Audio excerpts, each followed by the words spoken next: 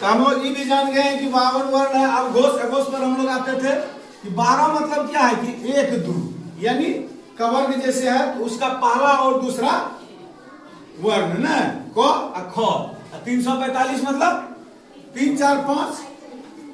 ठीक इसी तरह जब हम अल्प प्राण और महाप्राण पर आते हैं, ठीक इसी तरह जब हम अल्प प्राण और महाप्राण पर आते हैं तो ओड इवेन लिखे हैं। ओड इवेन मतलब ये हुआ, ओड कौन सब छे, ओड कौन सब है 1 3 5। ओड कौन सब है 1 3 5 है ना, ओड है।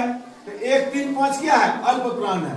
135 अल्प प्राण बोलो ना, 135 क्या है अल्प प्राण है। मतलब पहला और इवेन मतलब क्या हुआ 2 और 4, 2 और 4। ये क्या है महाप्राण है। ये क्या है महाप्राण है। यही फॉर्मूला याद रखना है। बात समझ में आई कि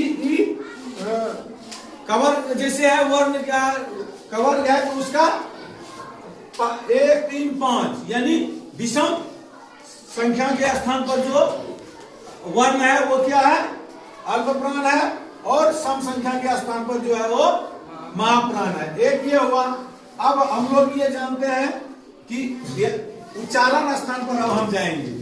इसके बाद उच्चारण स्थान पर जाएंगे तो उससे पहले ठीक इसको बता देते हैं फिर से। देखो तो अघोष सघोष समझ गए, अयोगवा भी इसी में आता है। अघोष सघोष हो गया। उसके बाद तुम लोग स्पर्श व्यंजन भी समझ गए, व्यंजन भी समझ गए। 33 ठो कैसे हुआ नहीं, स्पर्श व्यंजन 25 ठो, अंतस्थ 4 ठो और उष्म 4 ठो, तो 33 हो गया।